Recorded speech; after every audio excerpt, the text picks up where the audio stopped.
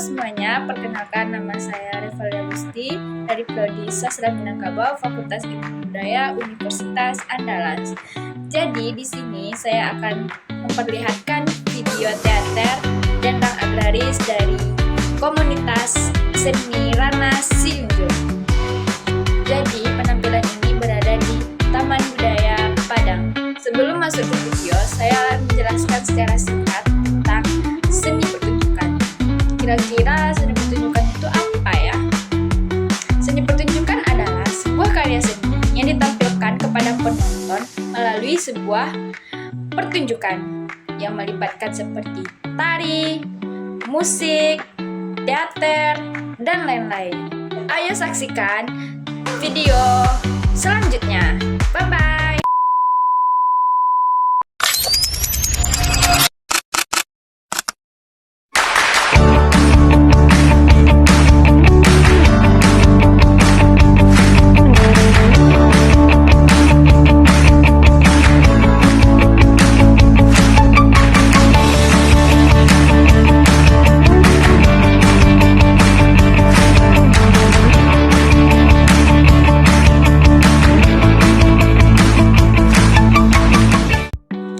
Setelah melihat video teater tadi, sekarang saya akan menampilkan video wawancara bersama Bapak Ketua dari Teater Dendang Agraris.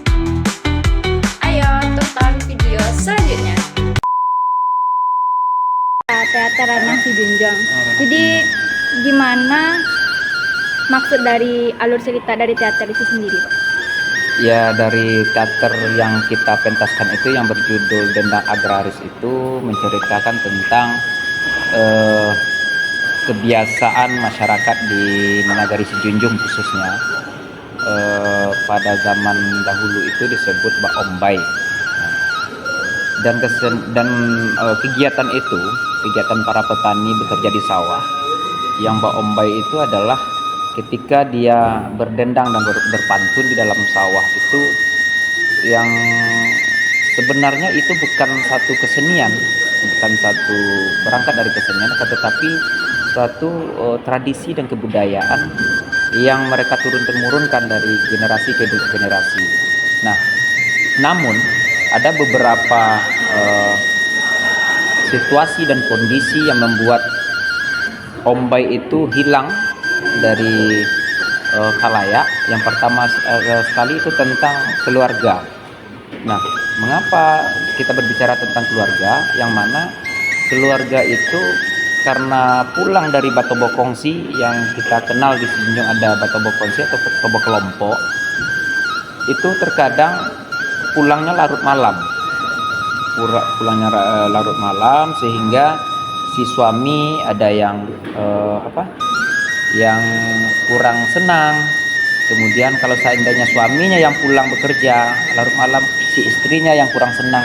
Jadi terjadilah kecemburuan. Nah, ujung kecemburuan itu lebih banyaknya mengarah kepada perceraian. Nah, makanya Ombay di Siyunjung itu secara perlahan-lahan hilang. Nah, cuman karena ada juga kebudayaan itu masih melekat di tubuh dan di tubuh masyarakat Negeri Siyunjung, Ombay masih berusaha untuk tumbuh dan berkembang.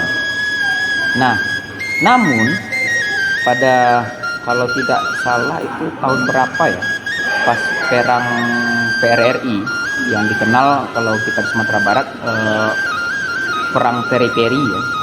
Nah, itu juga menjadi satu batu sandungan bagi Ombay, yang mana ketika PRRI itu masuk, dia merasakan kelompok itu akan membuat satu kesepakatan atau pemberontakan. Jadi cikal bakal pemberontakan PRRI itu dianggap dari perkumpulan-perkumpulan oleh tentara nasional ya, atau kalau kita di Sumatera Barat menyebutnya tentara pusek. Nah, itu yang kedua menjadi kendala sehingga Ombay itu berhenti.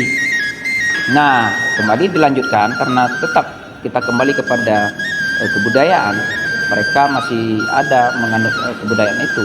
Jadi masih dilanjutkan sehingga kembali lagi kepada satu permasalahan, itunya permasalahan tentang agama, yang mana agama menyatakan, ya khususnya kita beragama Islam ya, menyatakan bahwasanya suara wanita itu sangat dilarang karena itu dianggap aurat. Itu bagi sebagian dari ulama, dan sebagian besarnya lagi dari ulama, dan itu dibolehkan selagi pantun dendang itu tidak berbenturan dengan agamanya. Contohnya kita menduakan Tuhan, itu kan berbenturan dengan agama kita. Nah, selagi itu hanya sekedar penghibur diri dan berfungsi sebagai menghilangkan atau menjaga mulut kita dari dosa-dosa gunjingan, sehingga itu dibolehkan oleh agama. Namun di Si Junjung itu lebih banyaknya melarang, ya karena itu melanggar. Ya mungkin dari satu sisi kembali lagi kepada awal kita berbicara tadi tentang keluarga, karena terjadi banyak perceraian di sana, perselingkuhan di sana, mungkin itu juga berbenturan dengan agama. Nah, namun hari ini kita mengonsep alur cerita itu, kita ceritakan mulai dari awal sampai akhir. Itu bercerita tentang bagaimana proses-proses Mbak Ombai itu dilarang, kemudian dia mencoba untuk bangkit lagi dan dilarang lagi, mencoba untuk bangkit lagi, sehingga alhamdulillah sampai saat sekarang Ombai itu meskipun tidak dipergunakan di dalam sawah, cuman sekarang kita ganti peruntukannya untuk konsumsi para penikmat seni. Makanya kita panggungkan, kita naikkan para ombai-ombai itu ke atas panggung. Mungkin itu alur cerita yang... Baik, terima kasih ya Pak. Kalau boleh tahu untuk teater ini prosesnya itu berapa lama? Kalau prosesnya itu mulai kita ya mungkin sudah 6 bulanan lebih 6 bulan kita berproses. Yang pertama sekali kita menggali dulu kebudayaan ini, kita cari dulu referensinya, sehingga kita buat naskah dulu. Kita buat naskah, kemudian para aktor kita panggil, kemudian kita coba untuk membaca.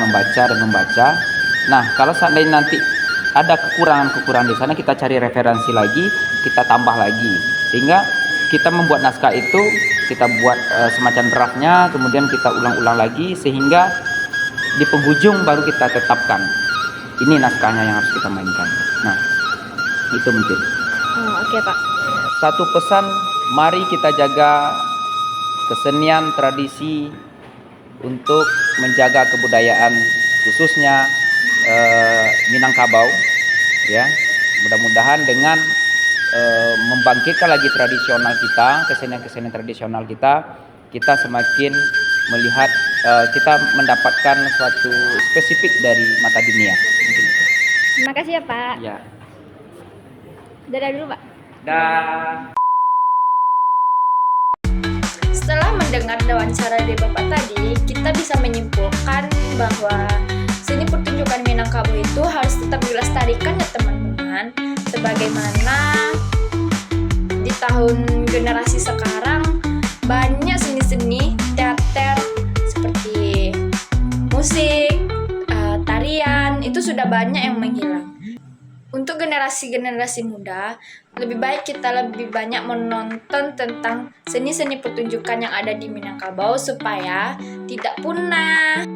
Oke guys, sampai di sini video pertunjukan teater tadi. Bye-bye.